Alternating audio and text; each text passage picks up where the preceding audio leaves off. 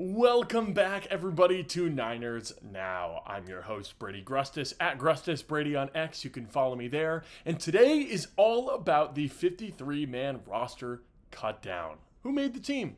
Who didn't? There's been plenty of activity around the league in the last 48 hours, and we're going to talk about all of it. And of course, stick around until later in the show when we go over some of the players around the league that the 49ers should go out and get. Of course, before we begin, go ahead and subscribe down below, leave a like, leave a comment, and let's get into it. So, the 49ers 53-man roster has been officially released, and as always, there are some surprises. But of course, this is only the initial 53-man roster. Wednesday, when this video should be uploaded, is going to bring a lot more moves for sure, so keep an eye out. But for now, let's talk about the initial 53-man roster for San Francisco. The biggest takeaway for me is that only one undrafted free agent made the initial roster, and that is guard Drew Moss.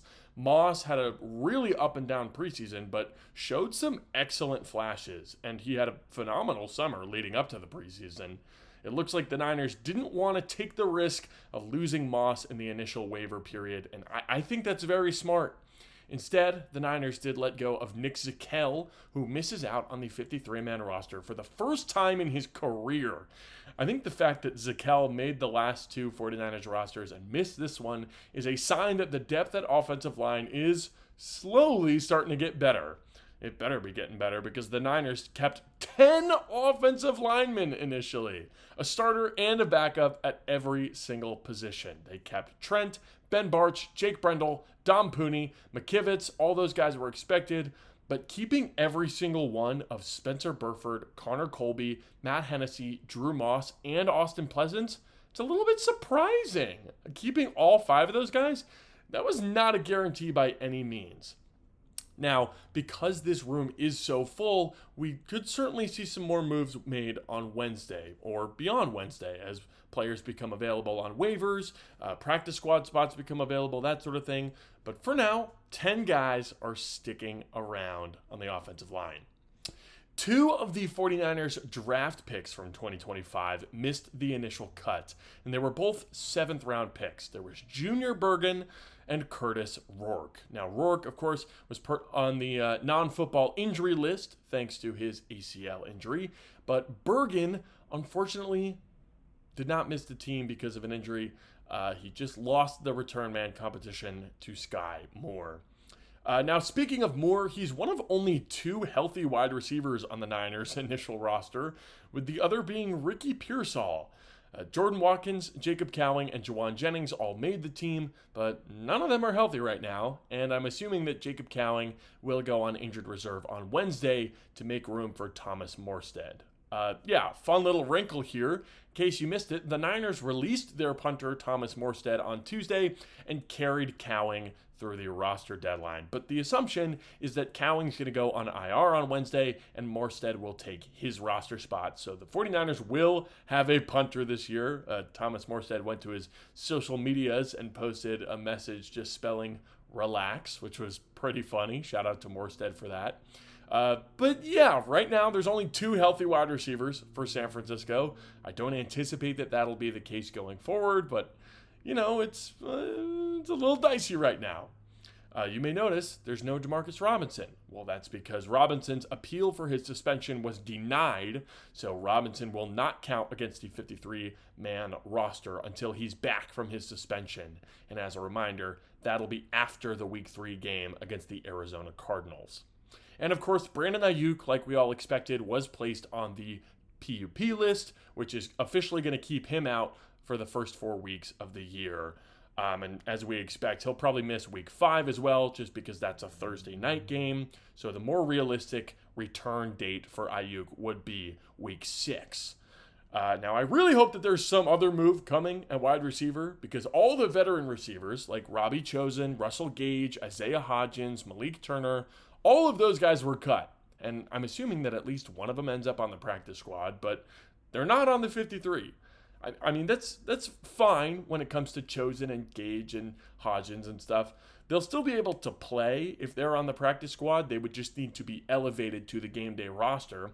And every practice squad player is allowed 3 elevations across a season. So if the Niners wanted, they could put Gage or Chosen or whoever on the practice squad and elevate that player for the first 3 weeks before Robinson gets back. I think that's fine.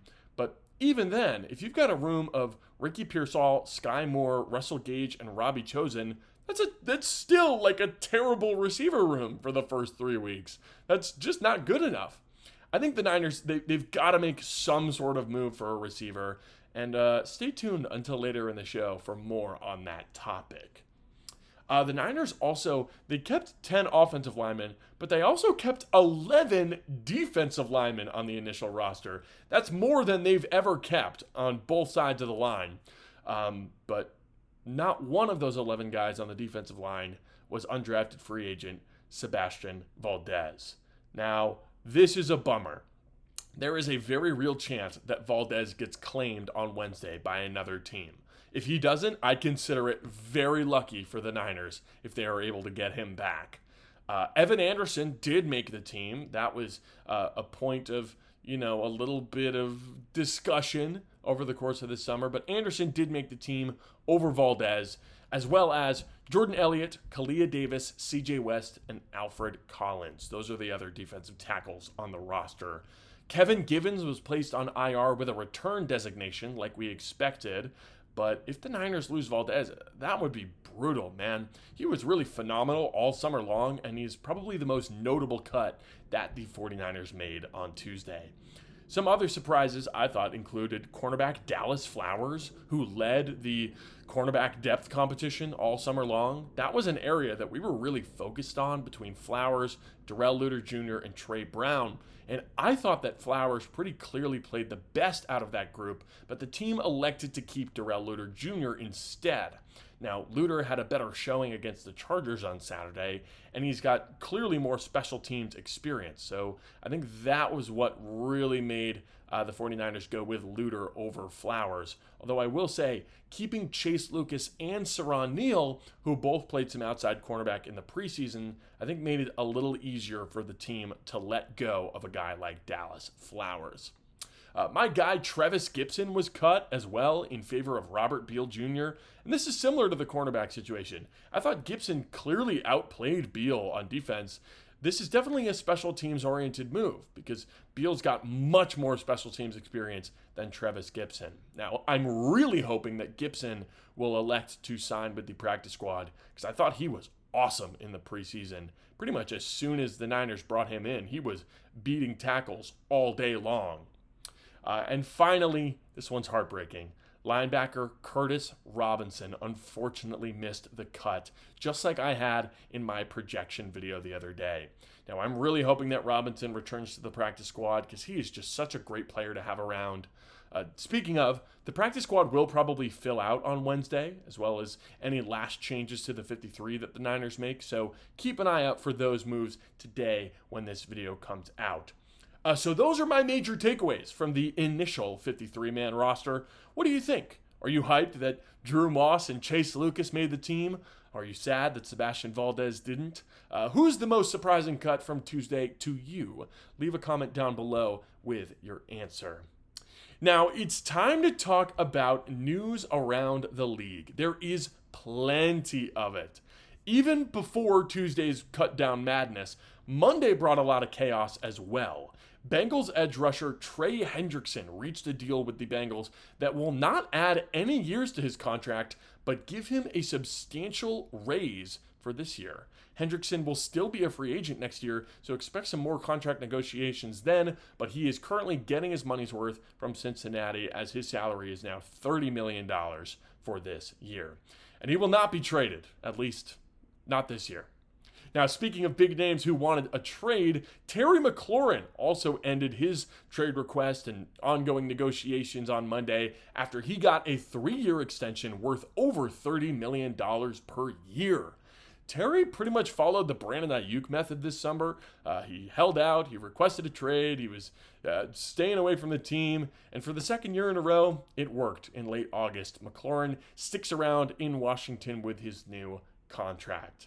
Now, we talked on yesterday's show about Jacoby Myers requesting a trade, and oddly enough, the Raiders signed Amari Cooper right after that news broke. Cooper was drafted by the Raiders all the way back in 2015, and now he's back after sitting out all of training camp before deciding to sign with the team. According to Diana Rossini, the Niners were interested in Cooper before he joined the Raiders, which does make sense. There were a lot of connections with Cooper and the 49ers back in the Brandon Ayuk trade saga last year, back when Cooper was with the Browns. Now, with the Raiders bringing in Cooper, I wonder if they're a little bit more willing to move a guy like Jakobi Meyers. Apparently, Meyers was also a trade target for the 49ers last year during these Brandon Ayuk negotiations. And I've heard some rumors that the Niners have checked in on Meyers this year as well, but those are not officially sourced rumors, so take them with a grain of salt. And there were some trades that went down on Monday as well, including the Raiders. One of them being quarterback Kenny Pickett, traded to the Raiders for a 5th-round pick. The Raiders were very busy on Monday. And also, the Colts traded for quarterback Mekhi Blackmon from the Minnesota Vikings. I liked Blackmon quite a bit coming out of USC. Some guys who were notably not traded, though, include Micah Parsons of the Dallas Cowboys. That situation looks like it'll probably extend into the regular season. It doesn't look like there's much movement on that front. Also, Kendrick Bourne and Kyle Duggar from the Patriots. Neither one of those guys were traded. So far, although the Patriots did keep 8 wide receivers on their initial roster, so maybe there is a move coming there. For reference, the Niners have 5 wide receivers on their initial roster, and 2 of them are healthy. So the Patriots having 8 is pretty absurd. Maybe a Kendrick Bourne to the 49ers move is coming after all, and it's just not finalized yet. With so much movement right now across the league, what do you think is the most surprising thing you've seen in the NFL this week? Did you think that Trey Hendrickson or Terry McLaurin would get their extensions? Do you think that Micah Parsons or Jakobi Meyers are going to get traded? Let me know in the comments down below. Now, for our final segment, there is a lot of talent available across the league right now.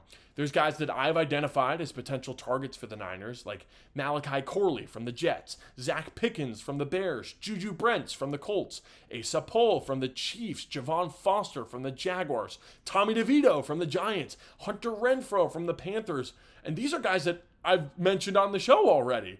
All of those players were either released or waived on Tuesday, as well as many, many more. So let's talk about 5 other guys that were released on Tuesday that I think the 49ers must go out and sign.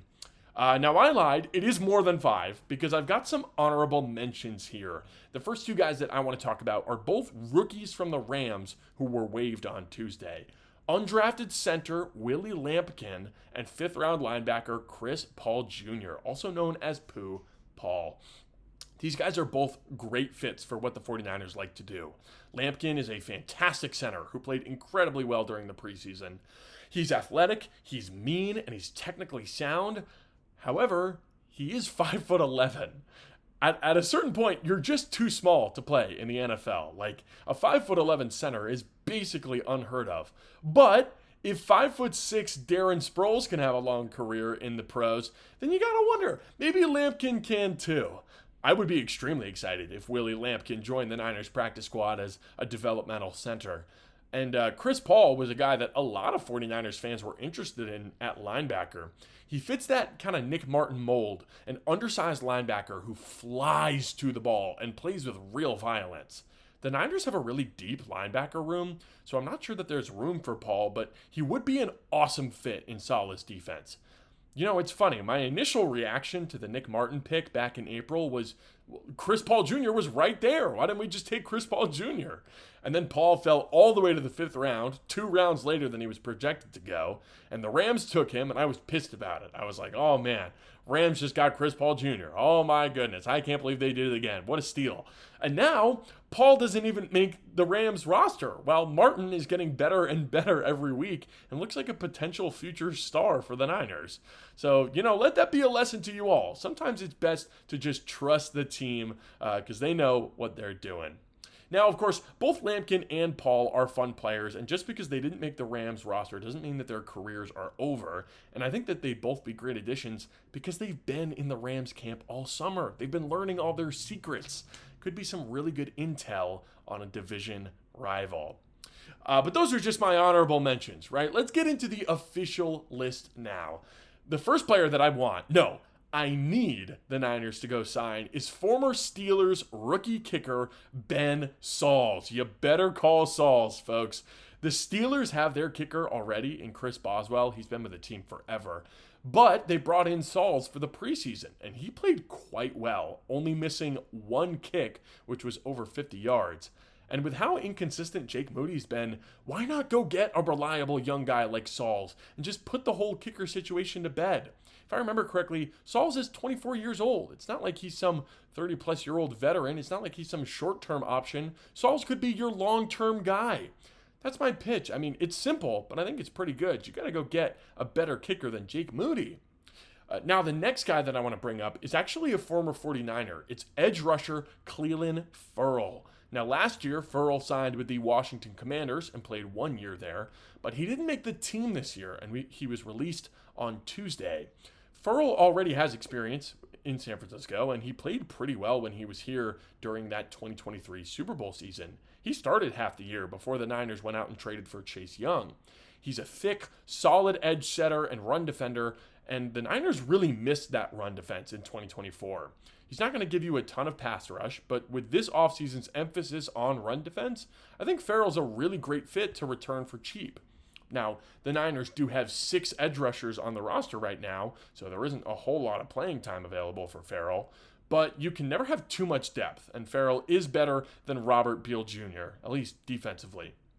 Now, let's talk about a potential upgrade at offensive tackle. How about Dan Skipper from the Detroit Lions? Now, Skipper is most famous for a play against the Cowboys where the Lions scored a touchdown, but the refs ruled that Dan Skipper was ineligible, despite him clearly, I thought, reporting to the refs that he was lining up as an eligible receiver. It was a crazy moment, and I believe it was on primetime. I think it was like Sunday Night Football or something like that. But aside from that play, Skipper was the Lions' primary backup offensive tackle for a couple seasons now. So his release on Tuesday was pretty surprising for Lions fans and for the rest of the league. Now, Skipper's not the best tackle in the NFL, but I think he's a pretty clear upgrade over Austin Pleasance for that backup right tackle job. And hey, taking a player away from an NFC powerhouse like the Lions, it's never a bad thing in my book. Now, my next candidate is another offensive lineman. It's Cole Strange from the New England Patriots. Strange is a former first-round pick who came back from a patellar tendon injury this offseason, but lost his job to Garrett Bradbury and rookie Jared Wilson in New England. Now, there's a famous story from when Strange was drafted back in, I think, 2022. Sean McVay went to his press conference and said, we're hoping that Strange would be available in the 3rd round. And clearly, Bill Belichick drafting Cole Strange in round 1 was a huge surprise to the entire league. I was certainly surprised that Strange went in the 1st round, but I was not surprised that McVay came out and said that the Rams were interested in Strange because he is a great fit for the zone-blocking West Coast Shanahan-style offenses.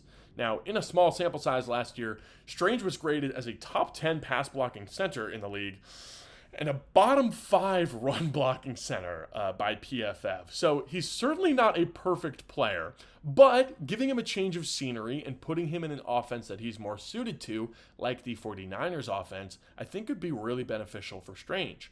Now, he's also played guard and center, which makes him a much more versatile backup than Connor Colby, Matt Hennessy, or Drew Moss. I'd be pretty interested in seeing Strange come in to be that sort of versatile backup swing interior guy.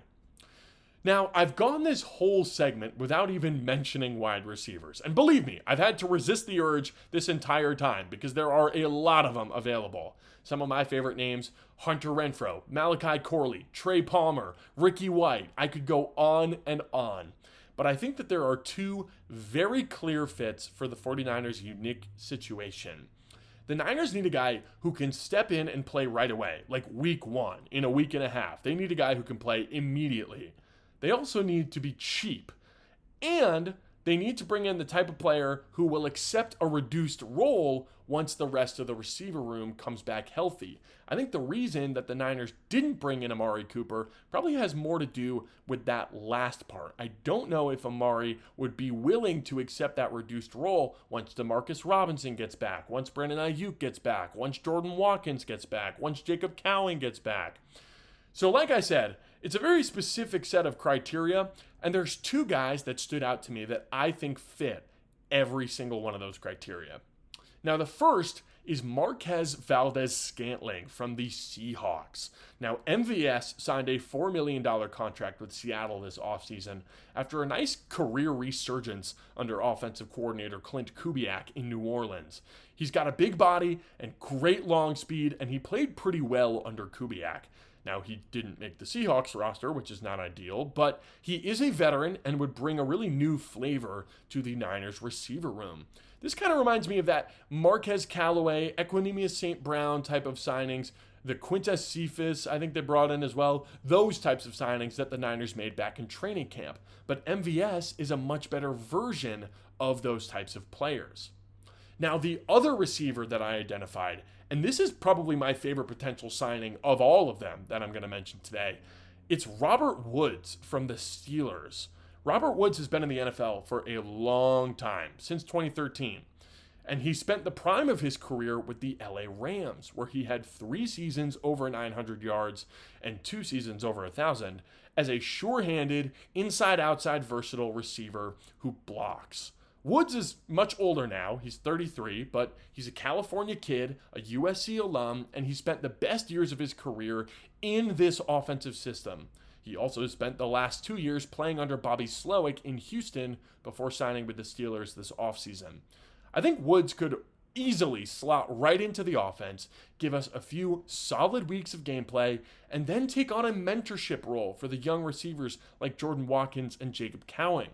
I would be extremely interested in Robert Woods as a potential addition for the Niners. I think he is a slam dunk pickup for this team. So that's my list of targets for Wednesday and beyond. Willie Lampkin, Chris Paul Jr., Dan Skipper, Cole Strange, MVS, and Robert Woods. My favorite, clearly, like I just mentioned, is Robert Woods.